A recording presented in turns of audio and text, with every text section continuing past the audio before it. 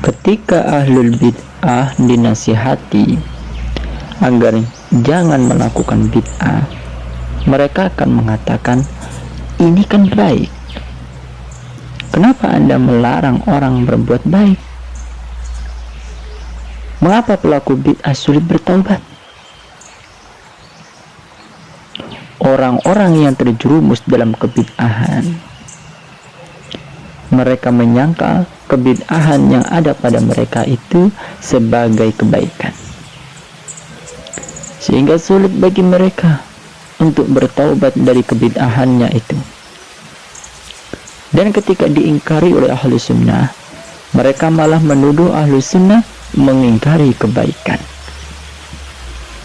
Misalnya, orang-orang melakukan zikir-zikir bid'ah. Ketika dinasihati, mereka malah mengatakan, mengapa kalian mengingkari zikir? Apakah kalian benci zikir? Dan seterusnya. Ada juga orang-orang yang membaca sholawat-sholawat bid'ah. Ketika dinasihati, mereka mengatakan, mengapa kalian mengingkari sholawat? Apakah kalian benci sholawat? Dan seterusnya. Nah, maka di sini ada nasihat ulama tentang pelaku bid'ah. Beliau adalah Syekh atau Al-Imam Sa'id bin Musayyab rahimahullah ta'ala. Beliau itu seorang ulama besar di kalangan tabi'in, yang mana beliau dapat dijuluki alim ahlil Madinah, ulamanya penduduk Madinah, dan juga sayyidut tabi'in, pemimpinnya para tabi'in. Di sana disebut bahwa diriwayatkan oleh Imam Al-Baihaqi dalam sunannya, Ra'a Sa'id ibnul Musayyab rajulan.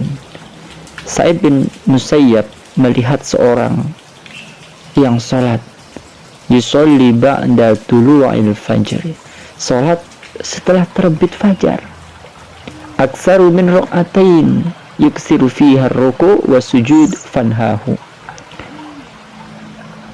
yang ia memperpanjang ruku' dan sujudnya.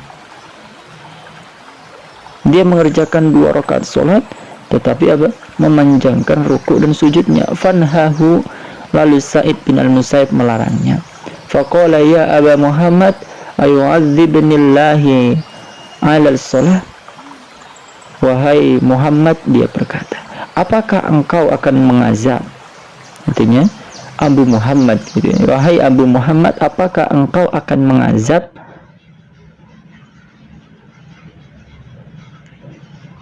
ketika dimana ketika mengerjakan sholat seperti ini Allah akan azab kita? Sa'id bin Al-Musayyab menjawab, bukan demikian, namun Allah akan mengazabmu lantaran menyelisihi sunnah. Diriwayatkan oleh Imam Al-Baihaqi dalam Sunan Al-Kubra.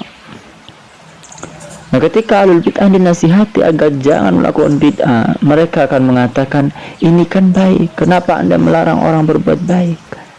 Maka jawaban Sa'id bin Al-Musayyab adalah jawaban telak.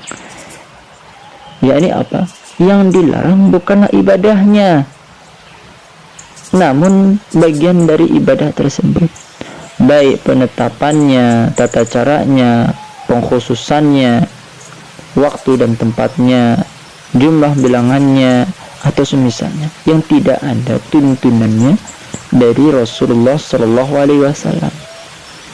Dan terkait jawaban ini, seorang ulama besar alul hadis Syekh Muhammad Nashiruddin Albani memberikan komentar baik. Beliau mengatakan itu tadi merupakan di antara jawaban yang sangat telak dari Sa'id bin Al-Musayyab, dan ini juga merupakan senjata bagi para ahlul bid'ah yang mereka menganggap baik dengan mengatakan bahwa yang mereka lakukan itu zikir dan sholat. Kemudian mereka malah mengingkari ahlu sunnah yang mengingkari bid'ah mereka dengan mengesankan bahwa ahlu sunnah mengingkari zikir dan sholat. Na'udzubillah. Nah, padahal yang diingkari oleh ahlu sunnah adalah apa? Penentangan terhadap mereka terkait dengan sunnah dalam zikir dan sholat serta ibadah yang lainnya. Hanya itu saja. Jadi apa? Orang-orang pelaku bid'ah itu sulit untuk bertaubat, sulit untuk diberi nasihat. Ya, bila diberi nasihat malah dia menuduh orang yang menasihati itu.